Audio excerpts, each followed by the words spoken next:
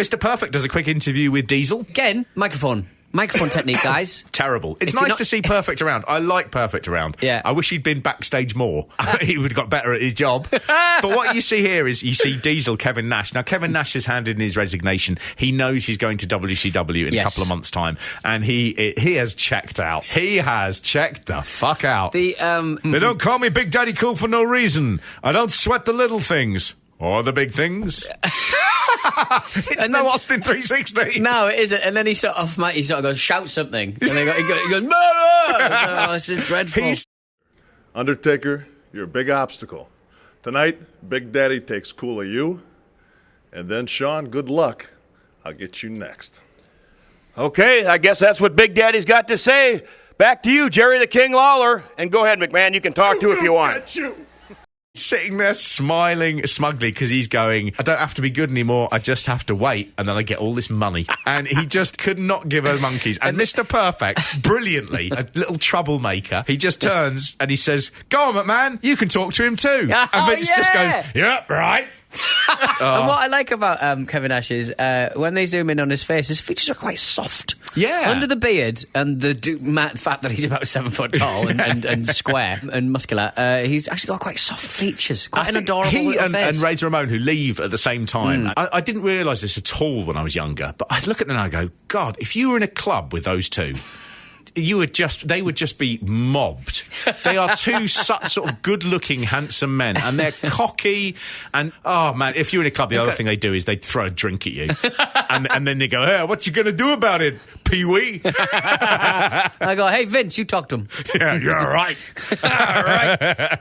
Ultimate Warrior, Ultimate Warrior, Ultimate Warrior, Ultimate Warrior. If that annoys you, head on over to patreon.com/WrestleMePod. There's loads of stuff over there. Videos we can't show you on YouTube, a newsletter every month, and a podcast every week, and plenty more besides.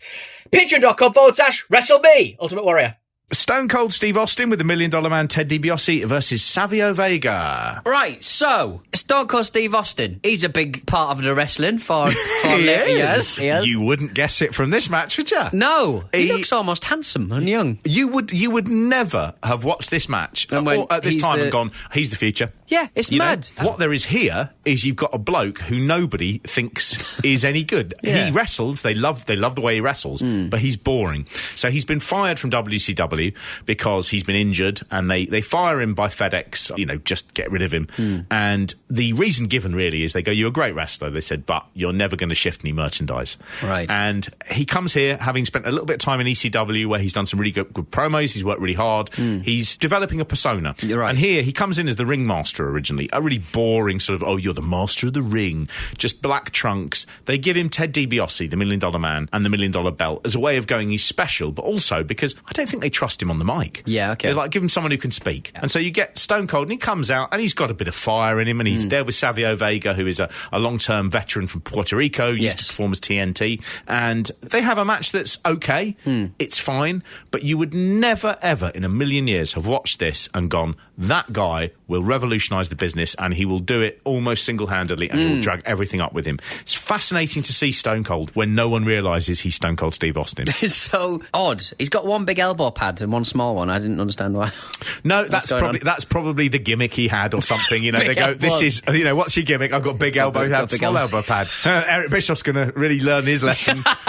Sell a lot of this. I could have a T-shirt that said one big elbow pad, one small one. Yeah, I tell you what, the thing I probably didn't like most about this thing is not the pre-recorded horrendous shit and the treatment of a great wrestling family in the Rhodeses. It's the audio mixing. Oh. They get the audio mixing so wrong, and they've done enough of these to know that when a person is not near a microphone, you can't hear them. And in this case, the music is so quiet. Like, the ceremony is just pulled right out because the music's so quiet when they're going in and stuff, and the mixing is just so terrible. They fuck them over because they put a little bit in where they cut to Roddy Piper. Yes, Roddy Piper's on the phone. Yeah. And you can sort of barely hear him. Yeah. Because he's on like a tinny little speaker that they've re-mic'd up. Yeah. And it sounds dreadful. I'm after this fruitcake. In the middle of the match. Yeah, and they're going, wow, that's exciting. Anyway, back to Stone Cold Steve Austin. We'll never shift anything. Do we have Roddy Piper on cellular phone? What? Hello? Roddy, McMahon. Yes. McMahon. Yes. I'm driving 80 miles. If this fruitcake thinks this is the way I'm going to end this, he's 10 different kinds of wrong. I come here to fight. I come here for a street fight, and he ain't seen nothing yet. Let me tell you what I'm going to do to this. Are you trying to catch up with him? Roddy Piper. Piper doesn't even have a driver's license. Somebody call the cops. Oh, we've lost him. You can slightly see over the last couple of years why Steve Austin was like a powder keg waiting to explode. And in that so slight way he's treated. Do you know what? I mean, we've done this in radio, and the people who you warm to over the years are the ones who get treated really badly, who've been there for a long time, and they're pretty good at their job, and they sit there and just start going, I'm going to take this whole place down with me. I am going to lock this room, and I'm going to tell the bosses exactly what I think of them. And you can see Stone Cold is a bit like that, and you'd watch back your WrestleMania thing and go, wow, I had no idea when I was in the ring that they spent most of my match pretending to talk to Roddy Piper on a cell phone. Yeah, it's so weird. Absolutely infuriating. You listen to me. I don't know what you guys think that you have here when you got me, but I come to fight this guy. If he's headed to the Tijuana, I don't care if he's headed for Tijuana. I'm going to bang on his car until this guy falls on over.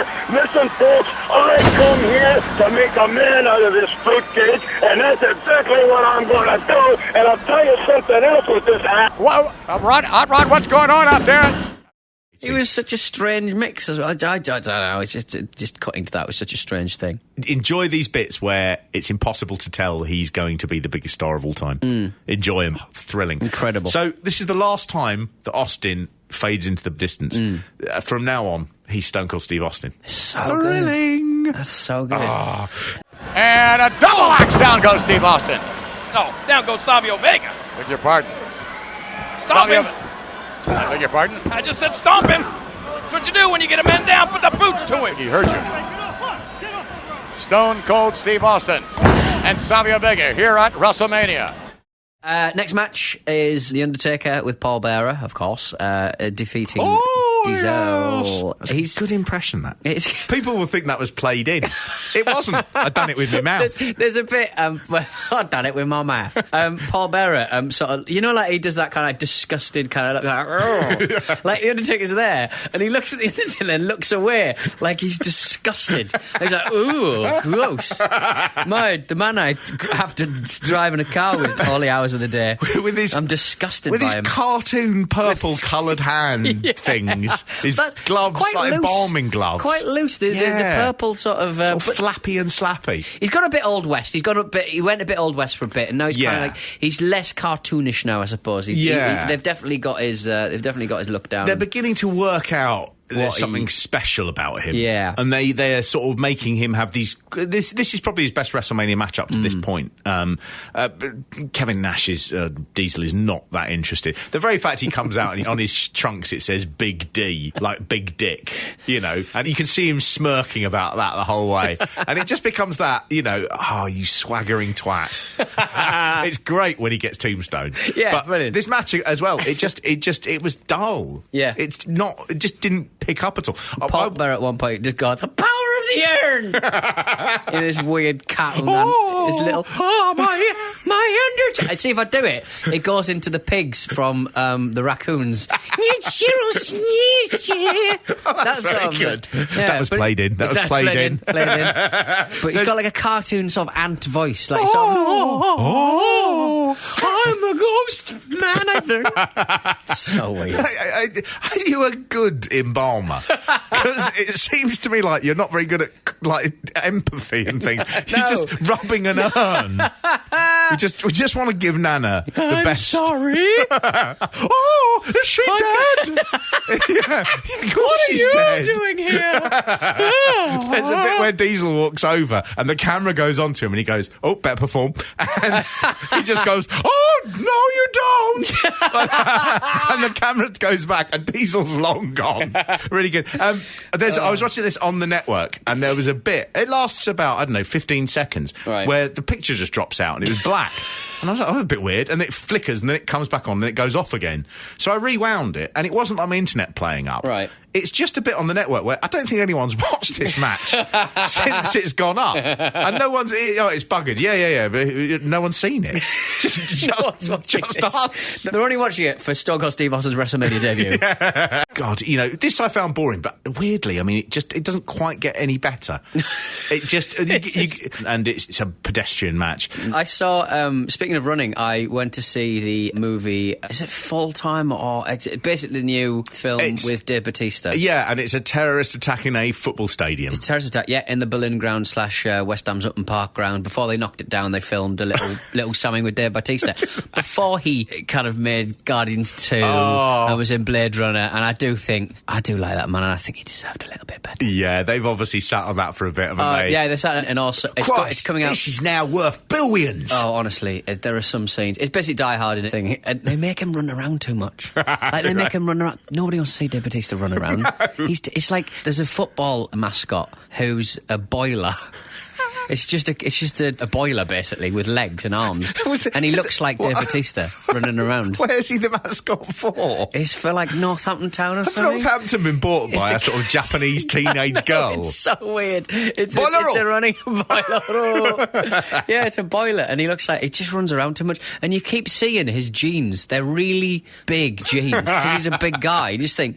I bet those jeans, I bet that's like a 45, 70 waist. I don't know how big a big waist is, but it's massive. You find yourself going, I wonder if he keeps all his clothes in the garage. Because, like, you'd be able to dry one of those on a clothesline. Like, big men clothes. You don't also go to, like, IKEA and they go, we've got big men wardrobes. No. You get the same wardrobe as a little lady gets. Well, he's got a lot of suits. Whenever I've seen him, he's wearing a suit and a cool flat cap. Yeah. Where does he keep the suits? Maybe he's just got a storage unit in Hendon. And I really like that guy. I think he's really sweet and fucking he knows, he's very vocal about what he thinks is right and what's wrong. Do you know what? A lot of the stuff that you see, the closest parallel I have is like Neville Southall. Yeah. Dave Bautista is woke. Yeah. And he's a man of a certain age. He's not a young man. He got into wrestling quite late. Right. He got into movies even later. Yeah. And both of them he was a huge success at. And then you realise he's actually, a part of his appeal and his success is because he's a fucking dude. Yeah. And then you see his Twitter, and a lot of the stuff he's talking about, he's really, really strong on stamping on homophobia. He's really stands up for his mates. I think he seems like a fucking legend. I really like him. Yeah, he deep fries a man's head. Does he? He deep fries a man's head because Tony Cotty gets shot in it. It's really confusing. He deep fries a man's head, but they've managed to find a man who is a good foot and a half. He was like an ex-cricketer, I think, and he became like a bodybuilder. So this guy is taller than Dave Bautista and wider than Dave Bautista, and probably in better nick because he's in his 20s and he's like a big triangle. The hero of the story? Why? Well, they made this guy. They got rid of him half an hour into the thing. Crazy. It was clearly going to be the boss fight. I was like, this is the thing at the end of the film, but they made Dave Bautista finish him off about half an hour in. Chopped off his fingers and deep fried his head. Boss fight that ends with you in a few days. Dave's not even going to be doing bring moves. It on, Dave. He's just coming in with a cudgel and a knife. It's really horrible. When he goes, Ultimate Warrior. Patreon.com/WrestleMe.